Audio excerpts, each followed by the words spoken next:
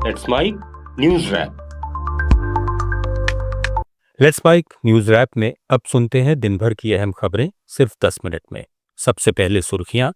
झारखंड में JSSC CGL परीक्षा रद्द, सफल कैंडिडेट्स बोले हम बेरोजगार हो गए, छात्र अड़े सीबीआई जांच पर।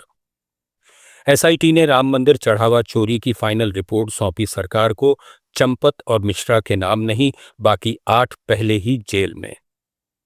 और दिल्ली पुलिस ने सीजेपी के संसद मार्च को बताया गैरकानूनी, सुप्रीम कोर्ट ने कहा प्रदर्शन छात्रों का अधिकार, पुलिस एक्शन को लेकर कमेटी बनाने का ऐलान। अब खबरें विस्तार से। झारखंड सरकार ने छात्र आंदोलन के 24वें दिन जेएसएससी सीजीएल परीक्षा और TSR data processing private limited की कराई गई सभी परीक्षाएं रद्द कर दी। साथ ही 2014 से अब तक हुई सभी नियुक्ति परीक्षाओं की सीआईडी जांच कराने का ऐलान किया गया है। सरकार के फैसले से कई छात्र खुश हैं, लेकिन जेएसएससी सीजीएल पास अभ्यर्थी परीक्षा रद्द होने का विरोध कर रहे हैं। वहीं मुख्यमंत्री हेमंत सोरेन ने कहा कि जांच रिटायर्ड जज की निगरानी में कराई जाएगी। कांग्रेस नेता राहुल गांधी ने सोशल मीडिया पोस्ट के जरिए झारखंड सरकार की तारीफ की और कहा कि हमने छात्रों की बात सुनी और फैसला किया। छात्र नेता देवेंद्र नाथ महतो ने इसे ऐतिहासिक जीत बताया। उन्होंने कहा कि सिर्फ सीबीआई या सीआईडी जांच से छात्रों को न्याय नहीं मिलेगा। भविष्य में पेपर लीक रोकने और परीक्षा प्रणाली में पारदर्शिता सुनिश्चित करने के लिए वे सरकार को अपना ब्लूप्रिंट सौंपेंगे। नहीं हो पाता है, तो हम चाहते हैं कि आने वाला पीढ़ी को या आने वाले समय में जितना भी परीक्षा हो वो लीक प्रूफ हो। लीक प्रूफ परीक्षा व्यवस्था का मेरा डिमांड है, जिस पर गारंटी दिया जाए कि यहाँ पूरी तरीके से जवाबदेही और पारदर्शी सुनिश्चित होगी, पेपर लीक नहीं होगा, धांधली नहीं होगी और पैरवी से नौकरी नहीं होगा, इसका गारंटी चाहिए।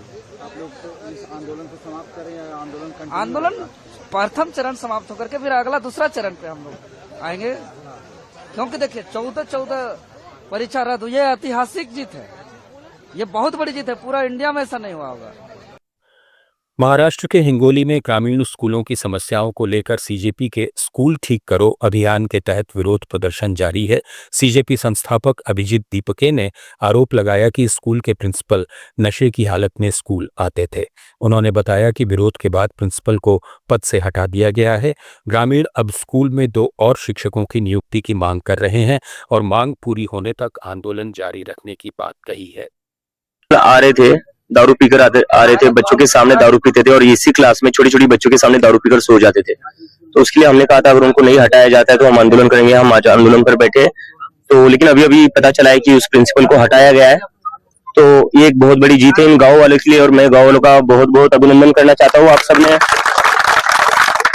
आप सबने झुका दिया इन लोगों को और अभी भी आंदोलन खत्म नहीं हुआ है, क्योंकि अभी और डिमांड है, 2 और टीचर चाहिए। जब तक वो 2 और टीचर का अपॉइंटमेंट आता नहीं है तब तक गांव वाले पीछे नहीं हटेंगे और गांव वालों के साथ मैं यहीं पर बैठा रहूंगा जब तक ये यहाँ बैठे रहेंगे। वंदे मातरम के गायन को लेकर जारी विवाद के बीच कांग्रेस अध्यक्ष मल्लिकार्जुन खड़गे ने कहा कि उन्होंने वही संस्करण गाया है जिसे महात्मा गांधी, जवाहरलाल नेहरू और सरदार पटेल जैसे नेता गाते थे। अगर ये गलत है तो इन नेताओं पर भी एफआईआर दर्ज होनी चाहिए। उन्होंने बीजेपी आरएसएस पर स्वतंत्रता संग्राम में भूमिका को लेकर सवाल उठाए। गोवा में खड़गे ने 2027 विधानसभा चुनाव के लिए कांग्रेस नेताओं से एकजुट होकर लड़ने की अपील भी की। जो महात्मा गांधी जी वंदे मातरम गाते वही मैं गाया, जो जवाहरलाल नेहरू गाए थे वही गा। अब तक 18 साल तक उन्होंने जो गाया एज ए उनकी सेंट्रल गवर्नमेंट, वाजपेयी ने जो गाया वही गाया मैं, और 12 साल तक इन्होंने चीफ मिनिस्टर होकर अब तक जो गाया वही वंदे मातरम गाया। अगर ये गुनाह है तो उन्होंने 18 साल से गुनाह कर रहे हैं। अगर यही गुनाह है तो गांधी जी के ऊपर केस डालो, यही गुनाह है तो नेहरू जी के ऊपर डालो, यही गुनाह है तो वल्लभ भाई पटेल के ऊपर। अरे ये तो इनको मालूम नहीं, नो पैदा होने से पहले कांग्रेस वालों ने एक रेजोल्यूशन पास करके देश में कौन सा राष्ट्रीय गीत अपनाना ये किए हैं। तुम जो बोलते वही राष्ट्रगीत, आप जो कहते वही होगा। कल के दिन दूसरी सरकार आएगी, वो अगर कहे वही होता है।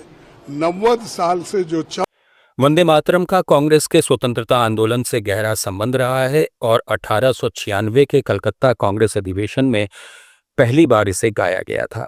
राजस्थान के पूर्व मुख्यमंत्री अशोक गहलोत ने जयपुर में मीडिया से बातचीत में आरएसएस पर स्वतंत्रता आंदोलन से दूर रहने का आरोप लगाते हुए कहा कि अब सत्ता में आकर इतिहास बदलने की कोशिश की जा रही है, भाषणों से इतिहास नहीं बदला जा सकता।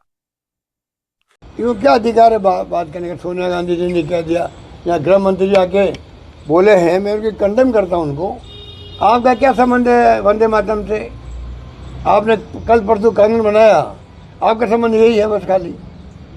हमारा संबंध तो साथ से है। जब से गीत बनाया गया उसके बाद में रविन्द्रनाथ टैगोर ने जब कोई सानिध्य में कमेटी बनी, पंडित नेहरू उसके अंदर थे, सुभाष चंद्र बोस उसके अंदर थे, सबने मिलकर के तय किया भाई क्या हमें वंदे मातरम में गाना है 90 साल पहले। और ये कल परसों की बातें करते करते ये विवाद पैदा कर रहे हैं। सोनिया गांधी जी का एक और देश के अंदर अलग ढंग का है, जिस प्रकार उन्होंने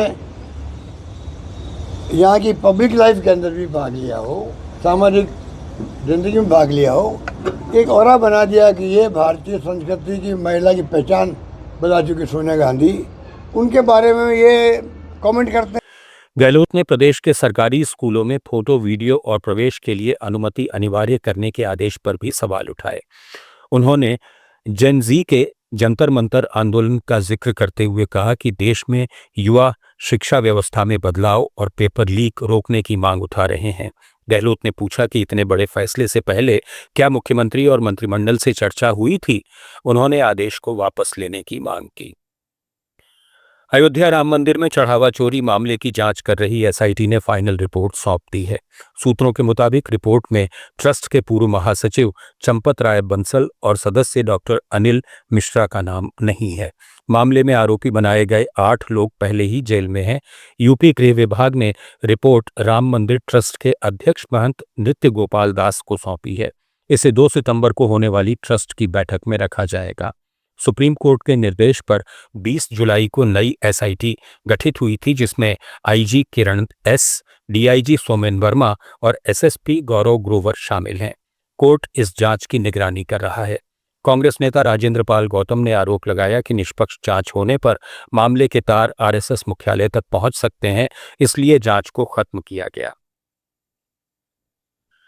भाजपा ने उत्तर प्रदेश, पंजाब और गुजरात में 2027 के विधानसभा चुनावों से पहले संगठन में बड़ा बदलाव किया है। राष्ट्रीय अध्यक्ष नितिन नवीन ने 3 राज्यों के लिए नए प्रभारी और सह प्रभारी नियुक्त किए। बिहार में बीजेपी की जीत के बाद विनोद तावड़े को उत्तर प्रदेश का प्रभारी बनाया गया है, जबकि जगदीश पटेल सह प्रभारी होंगे। सतीश पूनिया को पंजाब और तरुण चुग को गुजरात की जिम्मेदारी सौंपी गई है। तीनों राज्यों में अगले साल विधानसभा चुनाव होने हैं। दिल्ली पुलिस ने सुप्रीम कोर्ट में कहा कि 20 जुलाई का संसद मार्च गैर कानूनी था और इसकी कोई अनुमति नहीं ली गई थी। पुलिस के मुताबिक प्रदर्शन के दौरान बैरिकेड तोड़े गए और पुलिसकर्मियों से मारपीट हुई, जिसके बाद हालात संभालने के लिए बल प्रयोग करना पड़ा। डीजीपी सचिन शर्मा के हलफनामे के मुताबिक जंतर मंतर और आसपास करीब 30,000 प्रदर्शनकारी मौजूद थे और लगभग 5,000 पुलिसकर्मी तैनात किए गए थे। झड़प में 240 से ज्यादा पुलिसकर्मी और करीब 200 प्रदर्शनकारी घायल हुए। पुलिस ने कील वाली लाठियों के आरोपों को खारिज करते हुए कहा कि इसके लिए चुनिंदा फोटो और अधूरे वीडियो पेश किए गए। पुलिस ने यह भी दावा किया कि प्रदर्शन में 2873 ऐसे लोग शामिल थे जिन पर हत्या, लूट और पॉक्सो जैसे गंभीर मामले दर्ज हैं। इस बीच सुप्रीम कोर्ट ने जंतर मंतर विरोध प्रदर्शन के पूरे घटनाक्रम की जांच के लिए एक हाई पावर्ड कमेटी गठित करने की घोषणा की है। सीजेआई सूर्यकांत ने शांतिपूर्ण छात्रों के खिलाफ दर्ज मुकदमों को रद्द करने के संकेत भी दिए हैं।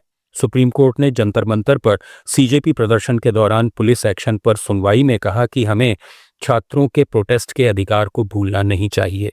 जो छात्र हैं उनके खिलाफ हम एफआईआर रद्द कर सकते हैं। चीफ जस्टिस ने कहा कि पीड़ितों की शिकायतों और मामले की निगरानी के लिए एक कमेटी का गठन किया जाएगा। इस समिति में सुप्रीम कोर्ट के एक पूर्व न्यायाधीश, हाई कोर्ट के एक पूर्व मुख्य न्यायाधीश और महानिदेशक स्तर से सेवानिवृत्त एक अधिकारी शामिल होंगे। न्यूज रैप में फिलहाल इतना ही। बने रहिए लेट्स माइक के साथ। आप सुन रहे थे let's mic more than radio. Follow कीजिए हमें हमारे सोशल मीडिया प्लेटफॉर्म्स पर।